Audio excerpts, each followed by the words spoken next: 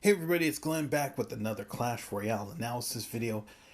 When you play against others, it's the toughest thing to figure out exactly who are the danger characters in your opponent's lineup.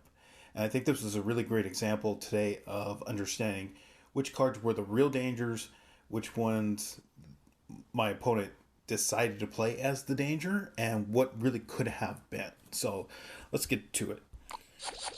So I'm going with my traditional analytics based lineup here, and I really don't have anything I can play with, but they went with Spear Goblin, so I just decided to zap them. And it's kind of like a message, hey, you're not even going to get anything today. They go with Valkyrie. Now, this is really key here as well. We're going to talk about the danger cards in somebody's lineup. They've already played two cards on the right. I played one card on the left. So at this point, I'm going to have to decide very soon whether I'm going to answer them and play on my right side as well, or if I'm going to try to force the situation and just keep playing on the left and telling my opponent, hey, you're going to have to play on my side or you're going to lose. So that's something I'm going to have to decide fairly quickly. Luckily, I have enough time to do so because I have Tesla, which I put down. Then they bring in Musketeer, and they bring in Knight. So I'm about to answer this with the Fireball.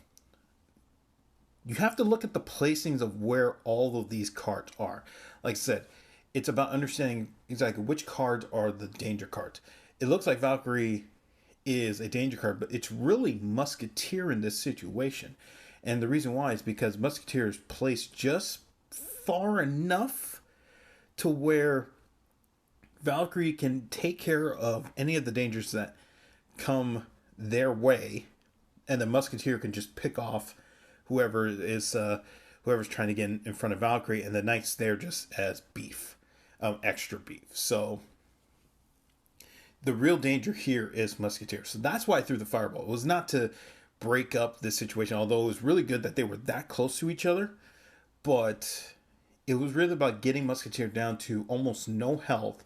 And then if I can get Zap back, then we just take care of it. Or maybe there'll be another way where I can just deal with Musketeer. But I had to get rid of her, or at least make sure that she's gone as without doing any major damage. So I'm able to put down that cannon just in time to get rid of Musketeer.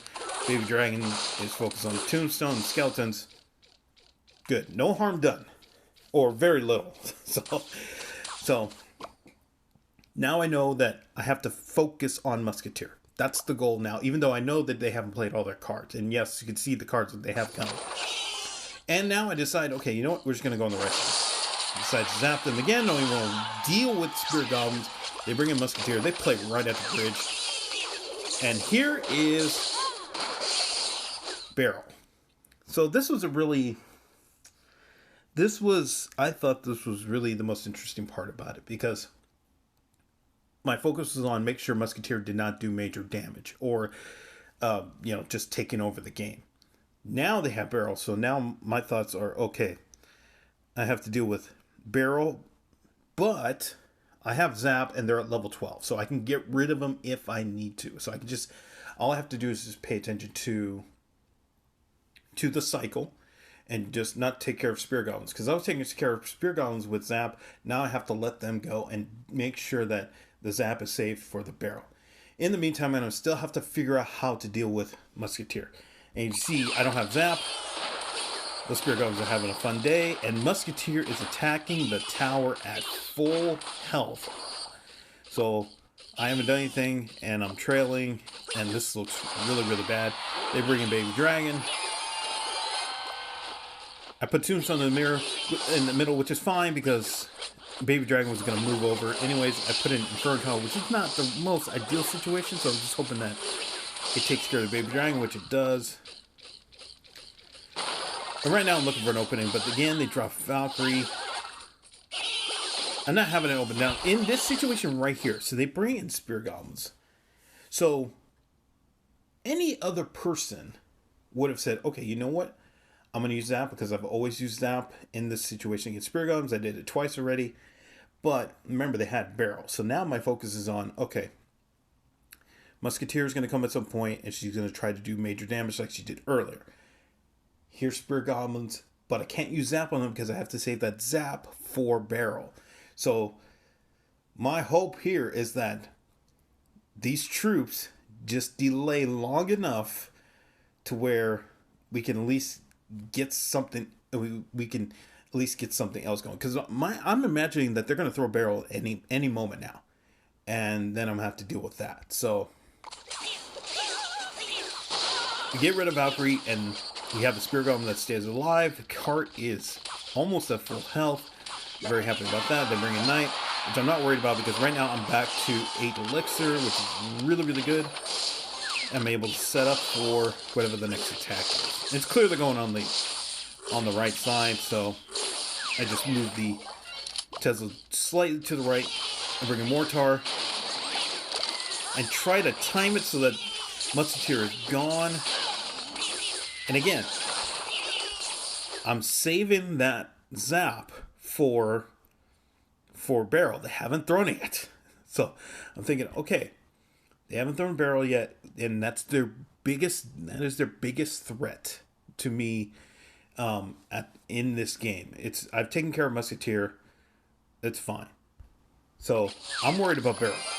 That's my concern right now. Until Mega Knight comes in and they bring in Spirit Goblins. Oh, we almost got all 3, but then I was like, okay, you know what? We have enough buildings down so we can just take care of Mega Knight easily. Look how easily we got rid of Mega Knight right there, and we got rid of Baby Dragon. Not a problem. Look at all those Spirit Goblins going in.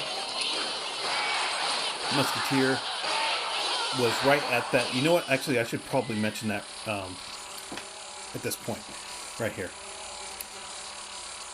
I could have thrown Fireball, but I didn't want to because I knew that there were so many Spear Goblins that were at the bridge that I was like, okay, that's just about that's almost as worth it as just throwing the Fireball. So I was gonna save that elixir, save that 4 elixir for something else. So I use the Zap on the. Actually, I should mention that too. I use Zap on the Musketeer because she still is dangerous. And at this point, think about how many times they've thrown Barrel. They've only thrown Barrel the one time that it actually did major damage to my tower. And now I have the lead. So I'm willing to sacrifice that. Plus I have a bunch of elixir that I can deal with it, and I have a bunch of troops on the board. And I have a hut on the back of the Princess Tower. So it's not the greatest of answers to a Barrel, but it's clear that they haven't done anything with the Barrel. And then I would say to the person who was my opponent in this game, I would have thrown Barrel more.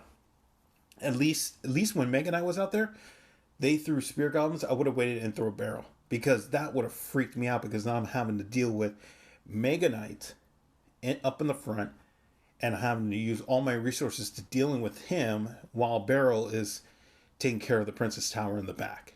That was the moment to use Barrel for the second time. They still haven't used it. So now I'm like, okay, if you haven't used it, I'm just gonna like cycle through my lineup and try to get rid of you. So I have a really good push now. Knight comes in. I'm not worried about this because that cart is now a defender for the Mortar. Is going to get a couple shots in. I'm able to keep building on this. So even when they bring in Mega Knight, which I think is right now, yep, I'm one shot away from winning this game. We just make sure they don't do anything really crazy. Put down the Inferno Tower, and then now I got a Fireball, which I thought I was gonna try to win with cart, but yeah, we have Fireball anyway. So there was a lot of things about that game that I thought was really interesting because I know that Musketeer was a big threat early in that game, and she did her job.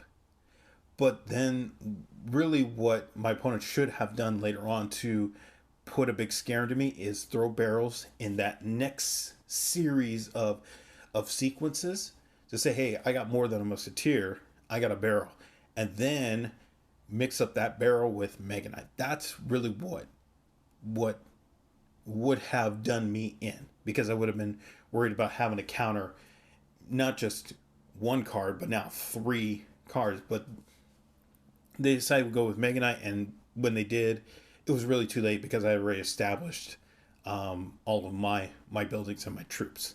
So this was really it was a really interesting game because I think the pieces are there for my opponent, and this is not a, I mean, it's not a bad lineup, and obviously they must be playing really well because they're at 5,000 trophies. But I think there is a lot more out there where they could take this lineup to really the next level and be a really major threat. It's just about knowing when to play cards, because I think they held onto the barrel. They held onto the barrel too much. So, all right, I'm going to end it here. Like I said, this is a really interesting game, but it was a fun game, and we got the win. So, anytime you get the win, it's a good win. Thank you all for watching. Be sure to hit the like button wherever you're watching this video. Be sure to subscribe or follow the button wherever you're watching this video. And I will see you in the next video.